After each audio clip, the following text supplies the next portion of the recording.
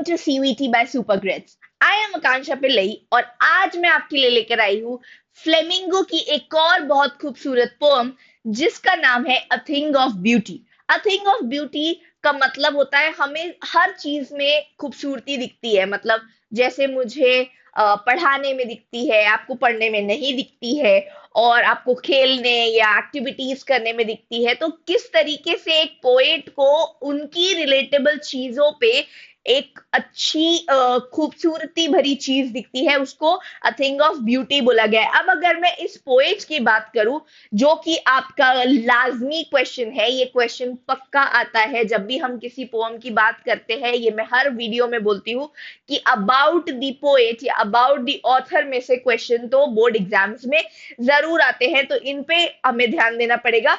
ये पोएट के बारे में एक बहुत इंटरेस्टिंग फैक्ट है कि जो जॉन कीट्स है वो ट्रेन्ड एज अ सर्जन हुए थे। मतलब वो एक डॉक्टर की तरह ट्रेन हुए थे, पर उन्होंने अपनी पूरी लाइफ को किस चीज पे डेडिकेट किया? उन्होंने अपनी लाइफ को डेडिकेट किया राइटिंग पे, लैंग्वेज पे, पोएट्री पे। क्यों? क्योंकि उन्हें उसमें सबसे ज्यादा इंटरेस्ट था, और उनका जो सबसे बड़ा स्वॉर्ड था, मतलब जो ब्रह्मास्त्र था उनके राइटिंग का, वो था कि वो अपने राइटिंग से डिलाइट कर देते थे रीडर्स को। मतलब रीडर्स को उनकी राइटिंग, उनके पोएट्स, उनके पोएम्स को रीड करना बहुत अच्छा लगता था, साथ ही वो उस चीज से बहुत ज्यादा खुश होते थे। अब मैंने यहाँ पर पिक्चर भी लगा रखी है जॉन कीट्स की। उनका बर्थ ईयर भी बहुत क्लियरली मेंशन कर रखा है, 1975 उनका बर्थ ईयर है। 1821 वो एक ब्रिटिश रोमांटिक पोएट थे। तो इससे ये बात तो साबित हो जाती है कि आज की जो पोएम है वो भी एक रोमांस पोएम है, रोमांटिक पोएम है, जो कि ली गई है एंडीमियन अ पोएटिक रोमांस करके। एक बहुत बड़ी उनने पोएम लिखी थी, उसका एक छोटा सा एक्सट्रैक्ट आज हम पढ़ेंगे। तो ये पोएम थोड़ी सी रोमांटिक पोएम है। अब आपके दिमाग में सबसे पहले आया होगा कि रोमांटिक पोएम है तो एक लड़का होगा, एक लड़की होगी, उसके बारे में बात होगी। तो ऐसी बात नहीं है।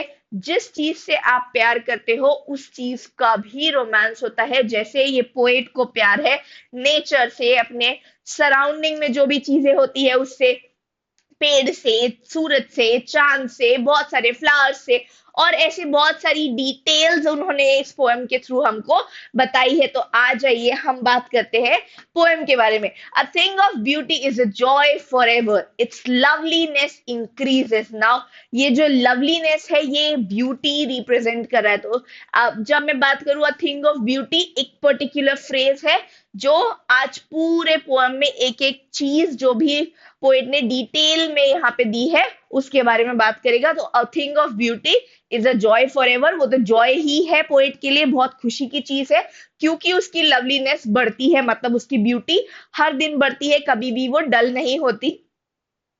It will never pass into nothingness, मतलब वो कभी भी मर नहीं सकती, वो कभी भी खत्म नहीं हो सकती। उसकी जो ब्यूटी है वो हर बार क्या होगी? बढ़ेगी, इंक्रीज होगी। But will keep a बोवर quiet for us. बोवर का मतलब होता है शेल्टर, मतलब वो हमारे लिए एक प्रोटेक्टिव, एक तरह का हैप्पीनेस हमेशा बनी रहेगी। And a slip full of sweet dreams and health and quite breathing, मतलब जब मुझे पता है कि मेरे आसपास वो चीजें हैं जिनसे मुझे खुशी मिलती है, जो मुझे बहुत खूबसूरत लगती है, बहुत सुंदर लगती है, तो मुझे क्या होगा? मुझे बहुत प्यारी नींद आएगी, मुझे अच्छे सपने आएंगे, और मैं एक अच्छी क्वाइट ब्रीदिंग कर पाऊंगी। मतलब मुझे सांस लेने में कोई परेशानी नहीं होगी। Therefore on every morrow and we breathing a flowery band to bind us to the earth। तो यहाँ पे जो हो रहा है वो ये है कि हर तरह का जो पेड़ है या हर तरह की जो चीज है जिसमें पोएट को बहुत खूबसूरती दिख रही है, वो हमको क्या कर रहा है? अर्थ के साथ बाइंड कर रहा है। मतलब एक बहुत स्ट्रॉन्ग बॉन्ड, बहुत स्ट्रॉन्ग कनेक्शन बना रहा है हमारे और अर्थ के बीच में। Spite of dependence of the inhuman dearth of noble natures, of the gloomy days, of the unhealthy and odor darkened ways made for our searching. Yes, in spite of all, some shape of beauty moves away the pall from our dark spirits। तो यहाँ पे क्या हो रहा है?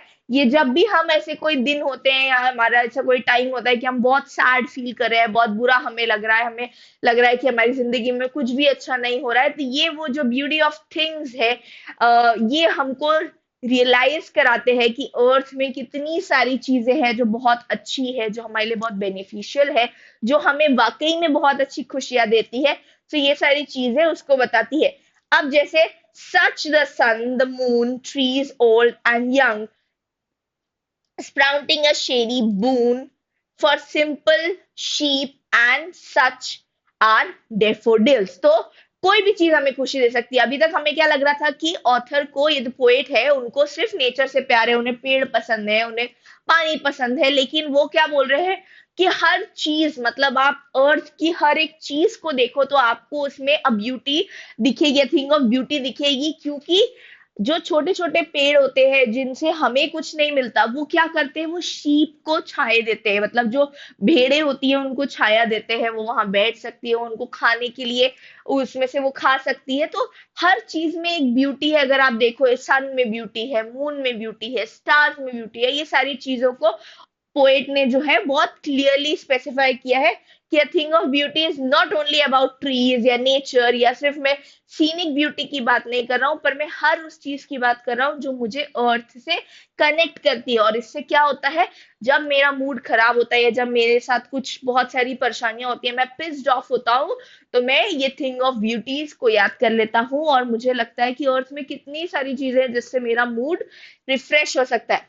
with the green world they live in and clear rills। rills का मतलब होता है वो जो बड़ी बड़ी नदियों में से या झरनों में से छोटे छोटे नाले या छोटी छोटी नहरें निकली होती है ना, जिनमें बहुत साफ पानी होता है और जो आसपास की चीजों को ठंडक पहुंचाता है, आसपास के छोटे छोटे पेड़ों को, फूलों को ठंडक पहुंचाता है, उसको बोलते हैं रिल्स। और इससे पहले हमने डेफोडिल्स पढ़े थे, तो येलो कलर के बहुत सुंदर फ्लावर्स होते हैं, उनको डेफोडिल्स बोलते हैं।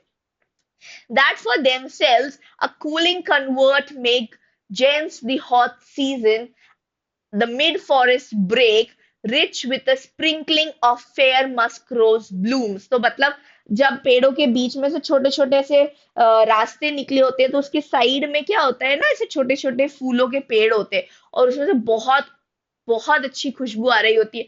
तो वो जो ब्लूमी रास्ता बन जाता है, वो जो खूबसूरत रास्ता बन जाता है, उसको भी अ थिंग ऑफ ब्यूटी बोला है और पोएट ने।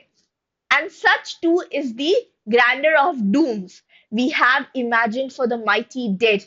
हम क्या करते हैं, हम जब मर जाते हैं या हम जब मरने की चीजें रिमेम्बर करते हैं, तो हमें क्या दिखता है कि हमारे आसपास बहुत सारे फूल होंगे, बहुत सारे लोग रो रहे होंगे। उस तरीके से यहाँ पे एक्सप्लेन किया गया है।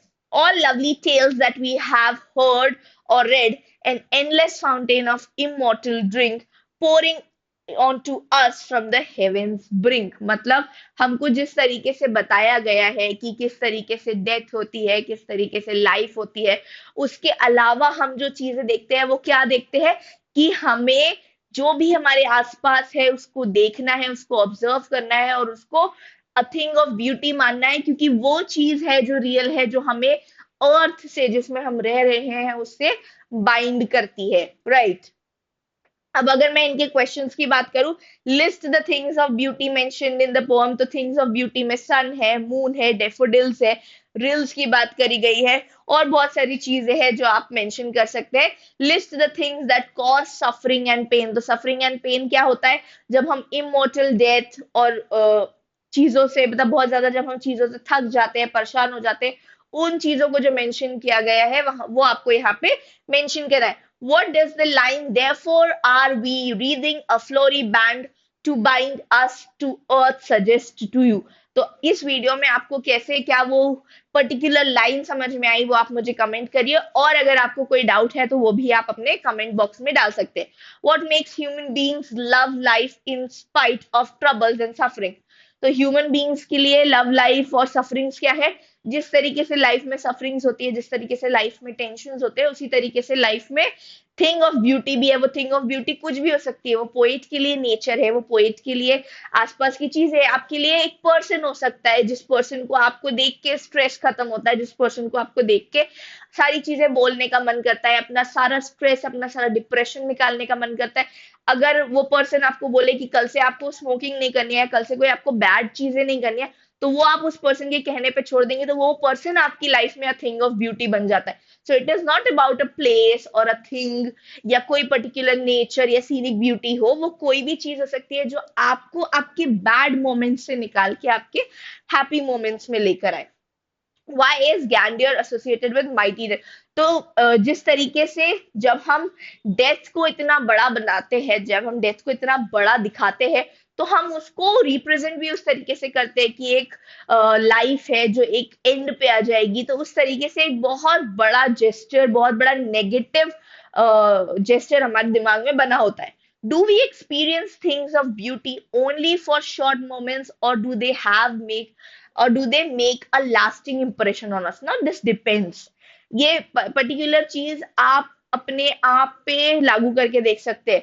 जैसे सबसे बड़ी शांति हमें किस चीज से मिलती है कि हम स्कूल के बाद घर गए और हमने आवाज लगाई हमारी मम्मी को और मम्मी वहां से निकल के आई. तो एक जो रिलीफ मिलता है, एक जो सेटिस्फैक्शन मिलता है, वो लास्ट करता है लंबे टाइम तक. अब वो डिपेंड करता है. Now this is a life chain. जब तक हमारे पास हमारी मम्मी है या हम हमारी मम्मी के पास है, हम कहीं बाहर पढ़ने नहीं जा रहे, तब तक तो ये हैप्पीनेस, ये थिंग ऑफ ब्यूटी लास्ट करेगा. इसी तरीके से अगर हम सन की बात करें, मून की बात करें, तो ये तो हमारे बाद भी लास्ट करेंगे. तो किस तरीके से हमने किस चीज को थिंग ऑफ ब्यूटी माना है, ये पर्टिकुलरली उस पर डिपेंड करता है कि वो लंबे टाइम तक लास्ट करेगा या ये एक बहुत छोटा सा मोमेंट है. What image does the poet use to describe the beautiful bounty of the earth? तो अर्थ को बाइंड हमारे साथ कैसे करना है, उसके लिए पोएट ने क्या चीज किस तरीके से डिफाइन किया, तो ये पोएम में बहुत अच्छे से मैंने आपको एक्सप्लेन किया है. तो इसका भी answer I would request you to put it on the comment box so that I can check. और अगर आपको कोई डाउट है तो मैं आपको उसके साथ क्लियर कर सकती हूँ. तो आई होप आपको ये पोएम समझ में आई हो. नहीं समझ में आई तो वापस से इस वीडियो को देखिए और जो भी आपकी क्वेरीज है वो कमेंट बॉक्स पे कमेंट डाउन करिए ताकि मैं आपकी क्वेरीज को फटाफट ठीक कर सकूं, ताकि आप अपने बोर्ड एग्जाम्स क्लियर कर सके. Thank you.